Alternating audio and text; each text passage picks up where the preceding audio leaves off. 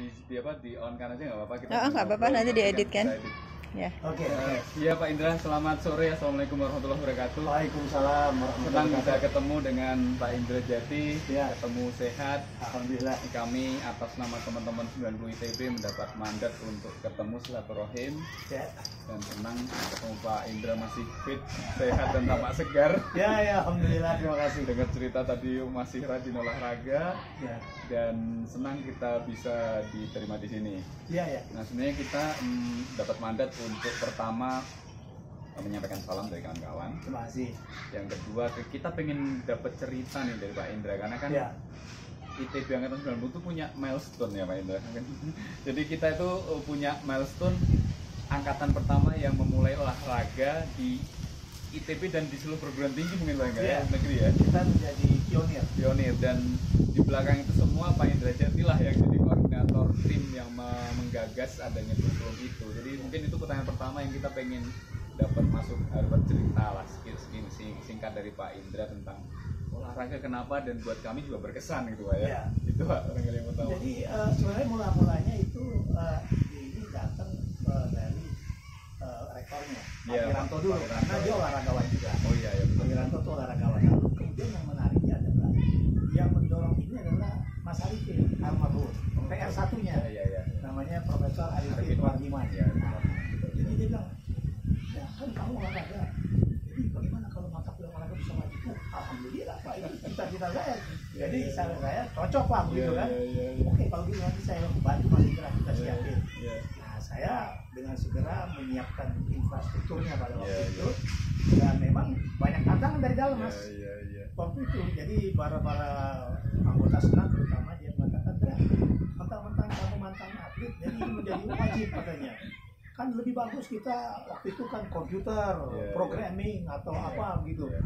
Kenapa olahraga? Saya bilang, akhirnya saya bilang begini sama dia, sama teman-teman di sini, bahwa kan bapak-bapak tamat dari top university di dunia, di Purdue, di Berkeley, Illinois, Stanford. Di sana mata kuliah apa aja? Iya. Kalau olahraga itu merusak engineering dan teknologi, kan udah dihapus dari dulu di sana.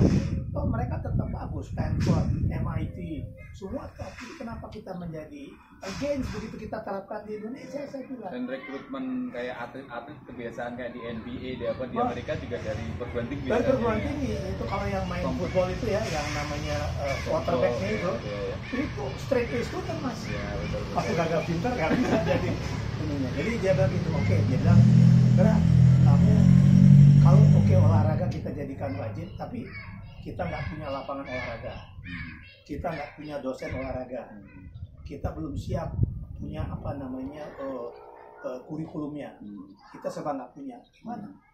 Nah disitulah keuntungan. Saya dulu kan mantan atlet, jadi punya jaringan banyak ya. Jadi akhirnya kita dengan segera kerjasama dengan lapangan di Bandung. Ya kayak Secapa saya ingat waktu Iya, itu Secapa, Siliwangi, kemudian Stadion Pajajaran itu gratis untuk ITB.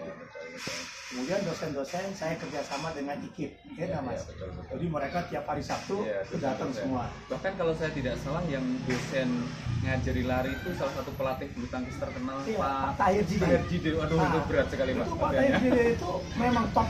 Jadi saya datang ke dia dulu Mas. Saya bilang, lalu ada coach saya namanya Pak Iwan Setiawan, sudah wafat dia. Saya mau gue bantu lah. Jadi Pak Tahir Jide, Pak Iwan Setiawan, senior itu dia yang menyiapkan kurikulumnya. Jadi singkatnya, dalam waktu seminggu saya dapat semuanya. Lapangan dapat, guru dapat, kurikulum dapat. Nah kalian juga ada kontribusinya.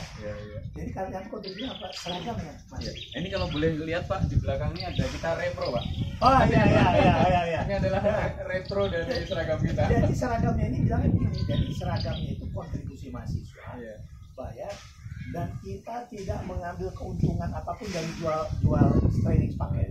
Jadi betul-betul harga pabrik segitu yang kita cat ke mahasiswa. Jadi itu kita anggap kontribusi mahasiswa. Perasaan seragam di angkatan 90 itu paling baik Pak, menurut saya. Ya, ya. Dari desainnya bagus, karena setelah itu 91 seingat saya agak genjreng gitu ya. Iya, iya, iya. Itu yang merancang namanya Dari- itu ini dari seni rupa, Seni rupa, dosen, ya. namanya Ratna Panggabean. Kayaknya sentuhannya terasa. Oke Pak, jadi terima kasih nih, kita jadi tahu teman-teman 90 latar belakang olahraga seperti apa, dan buat kami itu memang berkesan banget Pak, karena di olahraga kita bisa ketemu dengan teman-teman antar jurusan. Begitu ngambil mata kuliah pilihan ya Pak, ada Iya. pencak ikut pencak silat dan sebagainya, Iya. itu kita ketemu lintas jurusan, jadi di luar OS itu Mempersatukan ya. Nah yang kedua nih Pak, kita kan mau 90 nih, tahun ini 30 tahun nih. Ya, ya. Kita juga pengen dapat dari Pak Indra kesan apa atau memori apa yang paling berkesan buat teman-teman 90 atau angkatan kami apa kalau buat Pak Indra? Ya, kalau kalian angkatan 90 sih, sebenarnya dari angkatan 90, 91, Iya. 92 ini kalau kita bandingkan dengan angkatan yang sekarang tuh beda.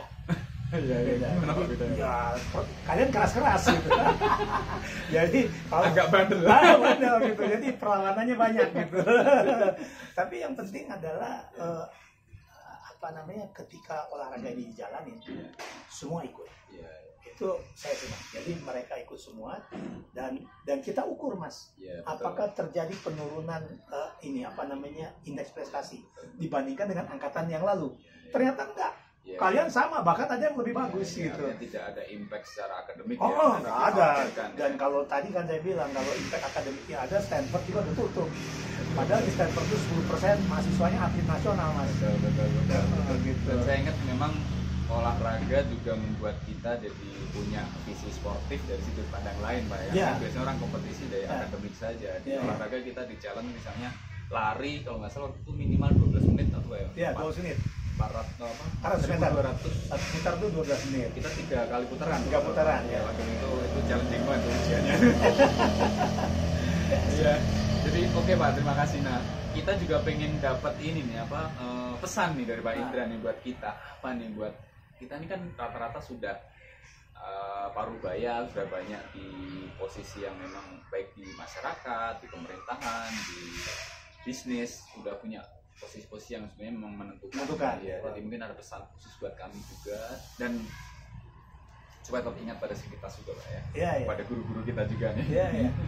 Saya sih apa namanya, kalau ya kalian sekarang kan umur 49 50, justru ya kalau istilahnya ini udah paling topnya tuh, udah mulai mencapai puncaknya.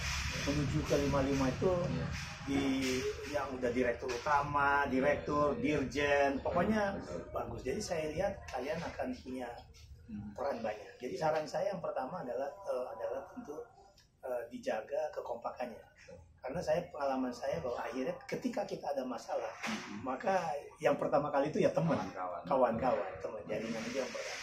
Yang kedua ya saran saya, sebetulnya kalau ada problem-problem yang sifatnya teknis engineering, kampus itu selalu terbuka menjadi solution. Jadi artinya kalau nggak usah takut datang ketemu guru besar atau ketemunya Pak, ini kita gimana nih Pak? Udah masukan nggak ada masalah ya. Jangan sungkan-sungkan Jangan untuk sungkan. balik ke kampus Oh, lagi, balik ke homecoming, kampus. Ya, tanya atau kontribusi. benar. Menurut saya itu yang saya lihat ya. Nah, terakhir saya pikir adalah bahwa Indonesia ini yang bangun kita, Mas, yang membesarkan kita. Jadi jangan ditinggal. Kadang-kadang ada orang-orang merasa dia, wah ini nggak tahu, harus peduli kita. Bahwa yang satu di swasta, yang satu di negeri, yang satu dosen, tapi sebenarnya mindset itu adalah bagaimana kita membangun bangsa itu.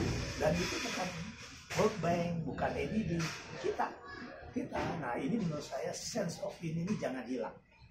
Nah kami dari angkatan saya dulu kan selalu diketengahkan apa namanya membangun bangsa. Angkatan kalian kan keras tuh, Yusrisi saya ingat kalian paling demo di depan dia tuh. Kalau angkatan kami sawal. Iya kan? Dan Demo. gampang. Nah itu kan sebenarnya bagus, adalah perwujudan kepedulian kepada bangsa. Iya. Pada waktu itu kan perwujudan kan dia merasa nggak pas ini, jadi saya harus demo. Ya, nah bagus menurut saya, dan itu mestinya nggak boleh hilang. Iya. Jadi kayak sekarang walaupun kalian udah senior, udah pada mapan begitu, rasa itu nggak boleh hilang. Iya. Harus tetap di Kegelisahan untuk membuat Indonesia lebih baik. ya, Pak, ya. I think so. Saya kira ini harus menjadi kekuatan kita ITB itu. Jadi Kan Pak saya sempat cerita begitu saya sampai di Amerika kan, Ya, kita ulik kan, jadi orang ITB ngapa dia menyembelih di dalam kamar mandi untuk perayaan 17 Agustus Pak ya, itu luar biasa ceritanya. ya betul itu true story. Jadi saya bilang, nah habis itu setelah di inisiat pertama ya, Iya. nah saya bilang ya ini saya dapat dari mana di ITB, Mas. Jadi ada suasana di mana Culture ITB itu somehow membuat kita berbeda ya. iya Ada- kita ada- cinta bangsa lah. Kan begitu sampai sana nggak ada 17 Agustus saya merasa kok nggak pas gitu. Kira-kira itu aja di ITB. Iya. Nah ini terakhir nih kita hanya akan syuting Pak Indra saja karena kita akan minta Pak Indra untuk mengucapkan selamat Iya, iya. ulang tahun buat kita. Jadi kita cut dulu di sini. Ya. Akan sedikit disetting ulang supaya Pak Indra bisa fokus. Oh, iya. Pak. Terima kasih Pak Indra. Terima kasih, Kita terima syuting kasih. khusus nih. Ya, ya. Kita geser sedikit.